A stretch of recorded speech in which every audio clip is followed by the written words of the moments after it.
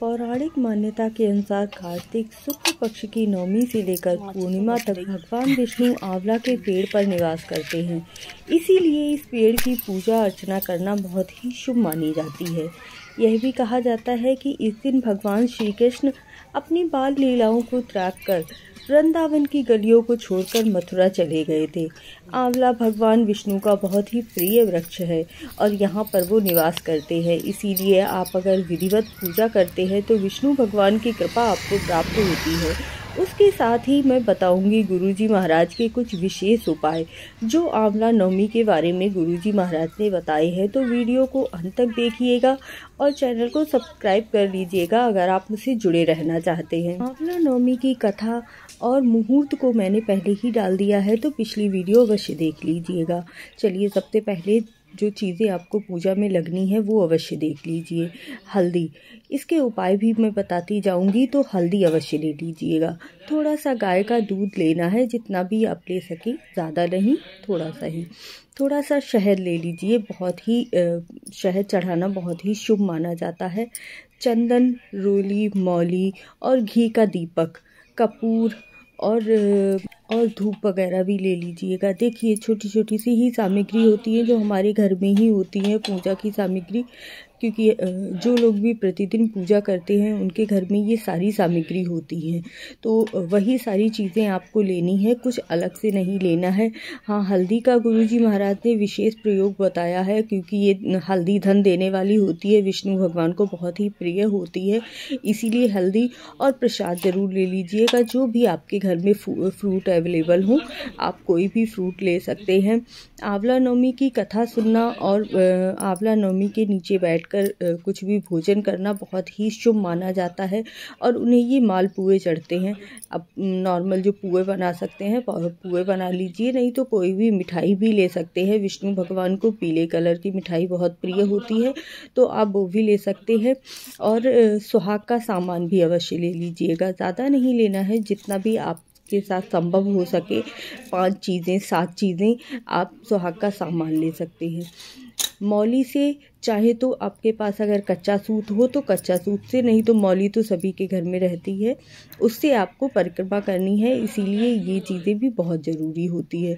तो फिर चलिए आंवला पेड़ के पास चलते हैं और वहाँ पूजा करते हैं, क्योंकि गुरुजी महाराज ने बताया है कि आपको आंवला की डंडी नहीं तोड़नी है। काफ़ी लोग करते हैं ना कि डंडी तोड़ के ले आए और घर में लाकर पूजा कर ली। ऐसा नहीं करना है। अगर लगा सकते हैं तो आज के दिन आंवला का वृक्ष लगाना बहुत ही शुभ माना जाता है, वो लगा लीजिए। अगर आपके आसपास कहीं भी आंवला का पेड़ नहीं है तो उसकी डंडी या पत्ती को किसी भी प्रकार का नुकसान नहीं पहुंचना चाहिए, वरना विष्णु भगवान नाराज होते हैं। सबसे पहले जल अर्पित कीजिए, पर एक धार में दूध अर्पित करना है, क्योंकि ये पितरों को तृप्त करता है जो भी आप दूध चढ़ाते हैं, तो इसीलिए दूध चढ़ाना विशेष महत्व रखता है।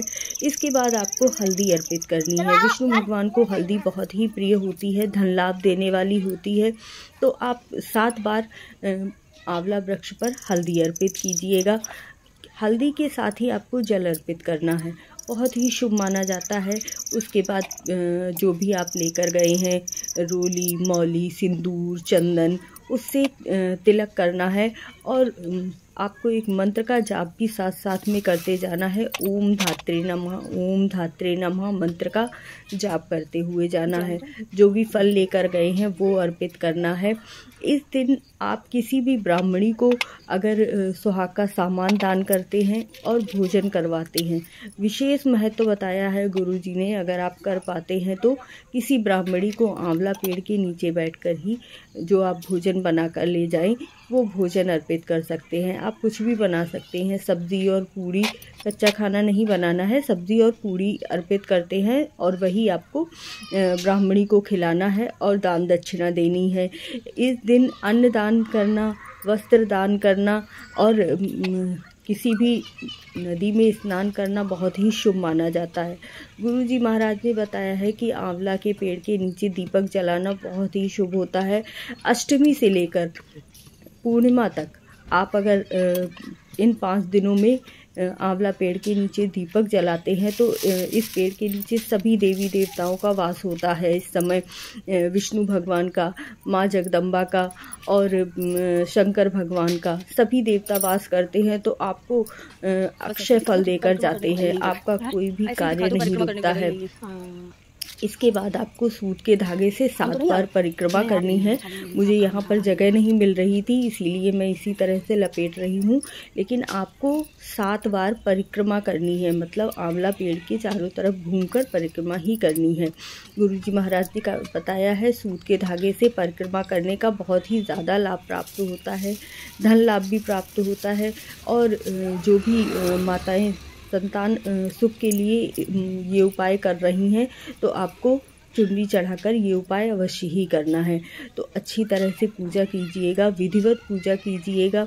ये श्रृंगार का सामान आप किसी भी सुहागन स्त्री को दान कर सकते हैं, किसी ब्राह्मणी को दान कर पाए तो बहुत ही अच्छा है।